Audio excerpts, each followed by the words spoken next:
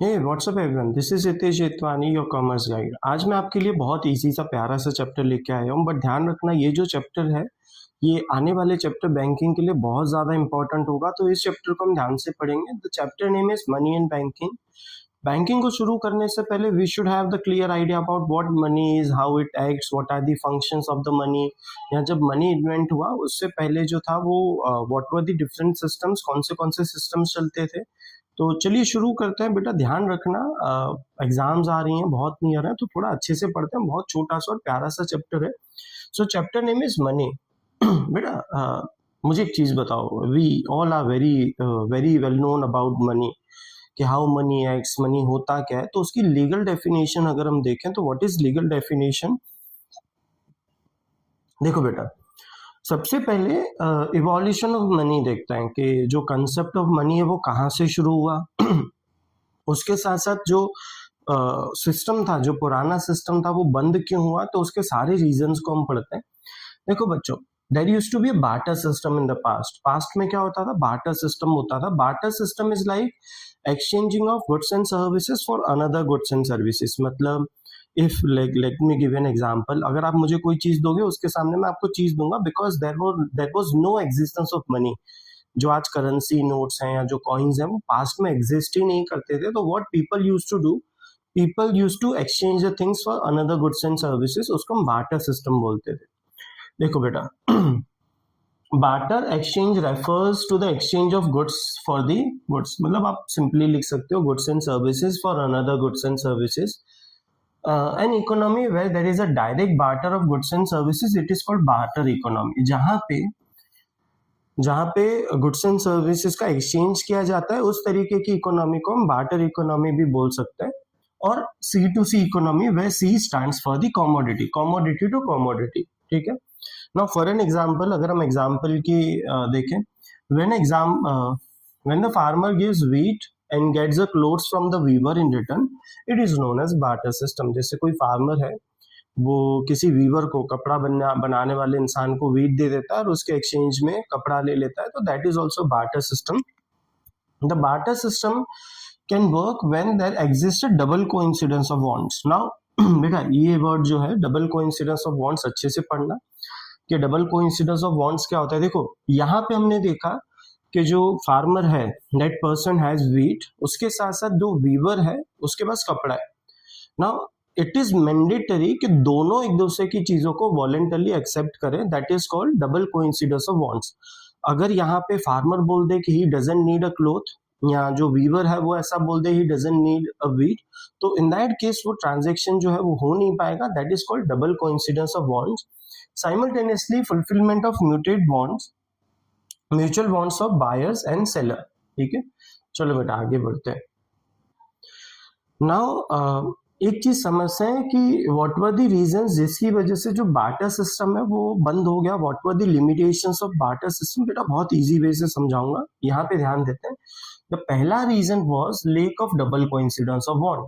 जैसे मैंने जस्ट अभी आपको बताया, वी सॉ वन एग्जांपल जहाँ पे farmer was exchanging his wheat for clothes. ठीक है, तो जो वीवर है वो वॉलेंटरली जो व्हीट है उसको एक्सेप्ट कर रहा है, बट व्हाट इफ कि अगर वो एक्सेप्ट करने से मना करे तो वो ट्रांजेक्शन नहीं होगा। बार्टर सिस्टम का सबसे बड़ा लिमिटेशन यही था, जहां पे डबल कोइंसिडेंस ऑफ वांट्स होना जरूरी है। मतलब जो दो लोग एक दूसरे से गुड्स एंड सर्विसेज का एक्सचेंज करेंगे वो वॉलेंटरली होना चाहिए। Second, lake of common measurement value. ना मेजरमेंट वैल्यू क्या होता है? देखो बच्चा, आज की तारीख में अगर हमें कोई भी चीज चाहिए तो what we do is we go to the market, we buy that thing, उसका नंबर, उसका अमाउंट हम पूछते हैं, जो अमाउंट बोली जाती है वी पे दैट अमाउंट। ठीक है, that is called measure value. अगर हम बार्टर सिस्टम को याद करें तो what was the barter system, जहां पे हमने अभी एग्जांपल देखा कि एक फार्मर व्हीट के सामने क्लोथ को जो है वो एक्सेप्ट कर रहा है। अगर वही फार्मर अलग अलग वीवर्स के पास जाए या वही वीवर अलग अलग फार्मर्स के पास जाए, तो उनके पास एक स्टैंडर्ड मेजरमेंट नहीं था कि कितना कपड़ा देके कितना व्हीट लिया जाए। प्लस सबसे ज्यादा दिक्कत ये थी कि जो क्वालिटी ऑफ ग्रेन्स है या क्वालिटी ऑफ क्लोथ्स है वो वेरी करता है, तो एक कॉमन मेजरमेंट नहीं था कि किस चीज के लिए कितना पे कर सकता है। आप जितने लोगों के पास जाओगे उतना मेजरमेंट वैल्यू अलग अलग आएगा। इट मे पॉसिबल कि एक वीवर जो है वो 1 मीटर ऑफ क्लॉथ के एक्सचेंज में 1 केजी वीट लेने को रेडी है, दूसरा 2 केजी मांग रहा है, तीसरा 500 ग्राम्स मांग रहा है, तो that varies to person. So there was an issue of common measurement value. ठीक है. Third one was lack of standard of deferred payments. Now what deferred payment is? बेटा देखो, deferred payment समझना हो तो मैं आपको बहुत सिंपल वे से बताता हूँ. सो लाइक deferred payments मतलब फ्यूचर पेमेंट्स. आज की तारीख में हाउ वी पे, so we pay in the form of by giving cheques. हम चेक दे देते हैं और we have the option of EMI as well. हम इजी मंथली इंस्टॉलमेंट्स भी बैंक से ले लेते हैं. But this was not available in the past. In the past दो चीजें बहुत ज्यादा एक्सेप्ट होती थी बेटा, ये बहुत ध्यान से सुनना. The first one was animal and second was grain. Now एक चीज बताइए कि फ्यूचर पेमेंट जो डेफर्ड पेमेंट है वो कैसे होगा यहाँ पे. Because if I tell you कि after few months I would be giving you my cattles to you या I would be giving you grains to you, तो we don't know what would be the condition of that particular cattle और grain in the future. ठीक है, वो condition हमें नहीं पता है तो वो ट्रांजेक्शन नहीं होगा. And the fourth one was lake of store value. Store value क्यों नहीं था? देखो आज की तारीख में हमारे पास जो मॉडर्न करेंसीज हैं, these are like currency notes and coins. We have the different ways where we can store the amount. हम अमाउंट को घर पे रख सकते हैं, we can keep that amount in lockers और banks. There are many options. But अगर हम बात करें कि ग्रेन्स और cattles, can we store this? Grains are perishable. Grains जो है वो कुछ महीनों के बाद, कुछ दिनों के बाद खराब हो जाएंगे. सेकेंडली कैटल स्टोर हो ही नहीं सकते. They are mortal, they are living. वो मर सकते हैं, वो बीमार हो सकते हैं, तो उसको स्टोर नहीं किया जा सकता. ये भी बहुत बड़ी दिक्कत थी बेटा. ये चार चीजें आप अच्छे से ध्यान से सुन लो, अच्छे से याद कर लो. These were the 4 limitations जिसकी वजह से बार्टर सिस्टम जो था बंद हो गया. Lake of double coincidence of bonds, voluntarily exchange करना चीजों को, वो अगर नहीं हो रहा. मेजरमेंट वैल्यू नहीं था. डेफर्ड पेमेंट्स मतलब फ्यूचर पेमेंट का ऑप्शन अवेलेबल नहीं था. And lack of store value, store करने के लिए कोई ऑप्शन नहीं था. दैट इज वाई ये जो बार्टर सिस्टम था ये बंद कर दिया गया ना. उसके बाद क्या हुआ? तो बेटा देखो, उसके बाद with the help of central government, ये चीज ध्यान रखना, ये चीज बैंकिंग में भी हमें सीखनी है. With the help of central government एक ऐसी चीज बनाई गई जिसको आज की तारीख में हम करेंसी नोट्स या कॉइन्स बोलते हैं, जो मीडियम ऑफ एक्सचेंज बनेगा. इन दैट केस बहुत सारी जो लिमिटेशंस थी, जो हमने 4 लिमिटेशंस देखी पहले की स्लाइड में, वो सारी रिमूव हो जाएगी. Now let us see what money is. Money is anything that is generally accepted as a medium of exchange. A major value, store value, means for the standard deferred payments. वो चीज money कोई भी चीज है, ऐसी कोई भी चीज जो गुड्स एंड सर्विस को एक्सचेंज करने में हेल्प होती है, जिसका मेजरमेंट है, जिसको स्टोर कर सकते हैं, जिससे डेफर्ड पेमेंट हो सकता है.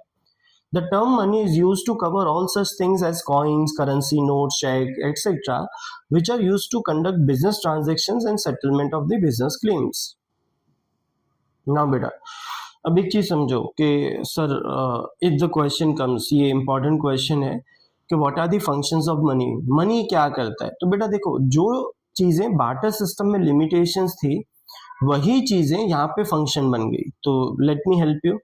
पहला medium of exchange, measurement of value, standard of deferred payments and store value. इसको दो पार्ट्स में डिवाइड करेंगे. प्राइमरी फंक्शन में ये दोनों आएंगे और सेकेंडरी फंक्शन में standard of deferred payments and store value आएगा. ना प्राइमरी फंक्शन के हम दोनों कंपोनेंट्स को अगर समझने की कोशिश करें तो मनी दो चीजें करता है प्राइमरी फंक्शन में. पहला है मीडियम ऑफ एक्सचेंज. देखो बेटा, बार्टर सिस्टम ने हमने एक लिमिटेशन देखी डबल कोइंसिडेंस ऑफ बॉन्ड्स वाली, कि जहां पे डबल कोइंसिडेंस ऑफ बॉन्ड्स नहीं होता तो transaction would not take place. यहाँ पे जो करेंसी है that would play very vital role in medium of exchange. Because अब देखो यहाँ पे क्या होगा. So at a time, a farmer can deny to get cloth in exchange of wheat. Even a weaver can deny to get wheat in exchange of clothes. But यहाँ पे दोनों जो चीजें हैं, यहाँ पे जो मनी है वो इस चीज को एलिमिनेट कर देगा. if farmer wants cloth तो वो क्या कर सकता है, पहले he would be selling his wheat, उसके एक्सचेंज में उसको मनी मिलेगा और उसी मनी से जाके वो कपड़ा खरीद लेगा. ठीक है. Same goes to the weaver. Weaver को अब यहाँ पे फार्मर को ढूंढने की, या जो फार्मर वीट को एक्सचेंज करेगा उसकी कोई नीड नहीं है. Weaver has to sell the cloth, उसके एक्सचेंज में पैसा मिलेगा और वो पैसा देके वो वीट खरीद सकता है.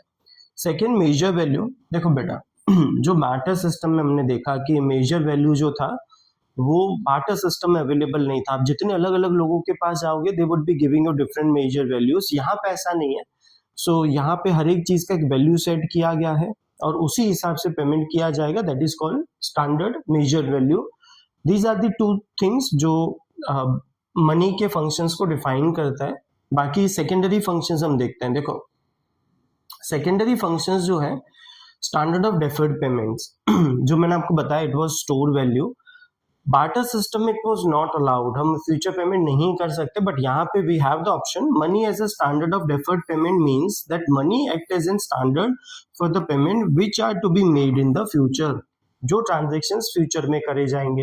अब मनी से we have the EMI option, we have different options available as well कि हम बाद में फ्यूचर में पे करेंगे। We have the cheque as well जिसमें हम पेमेंट बाद में कर सकते हैं, that was not available in barter system. Store value, money act as a store value means that money can be used to transfer purchasing power from present to the future. तुम money को store भी कर सकते हो और अगर आज store करोगे तो तुम्हारा जो परचेजिंग पावर है वो तुम्हारे पास फ्यूचर में भी रहेगा, ठीक है, जो बार्टर सिस्टम में अवेलेबल नहीं था। मनी सप्लाई, देखो बेटा मनी सप्लाई ये आपका सबसे इंपॉर्टेंट टॉपिक रहेगा जो हमें बैंकिंग में भी सीखना है। मनी सप्लाई कौन करता है, कैसे करता है, तो late me give you very very clear example. हमारे इंडिया में जितने भी कॉइन्स हैं या जो 1 रुपए की नोट है that is made by central government, finance ministry उसको बनाती है। अब देखना 1 रुपए की नोट के ऊपर जो है वो भारत सरकार लिखा होता है, जबकि 2 रुपीज और उसके ऊपर की जितनी भी करेंसी नोट्स हैं उसके ऊपर भारतीय रिजर्व बैंक लिखा रहता है। सो मनी सप्लाई क्या क्या रोल प्ले करता है मार्केट में वो दिखता है। Money supply refers to the total volume of money held by public at particular point of time in an economy. जितनी भी पब्लिक है उनके पास जितना पैसा अवेलेबल है या जितना पैसा मार्केट में सर्कुलेट हो रहा है, that is called money supply. Now features of money supply, it includes money held by the public only. The term public signifies the money using sector, individuals और बिजनेस दोनों। सर्कुलर फ्लो में हम जानते हैं 2 sector economy है जिसमें हम individual और फर्म्स के बारे में बात करेंगे। It does not including creating sector, government जो मनी बना रहा है वो, बैंकिंग सिस्टम, ये सब इसमें काउंट नहीं होगा। मतलब मनी सप्लाई का सिंपल मतलब है जो पैसा मार्केट में सर्कुलेट हो रहा है, दैट इज विथ इंडिविजुअल और the firms. It is a stock concept, it is concern with the particular point of time, ठीक है बच्चा।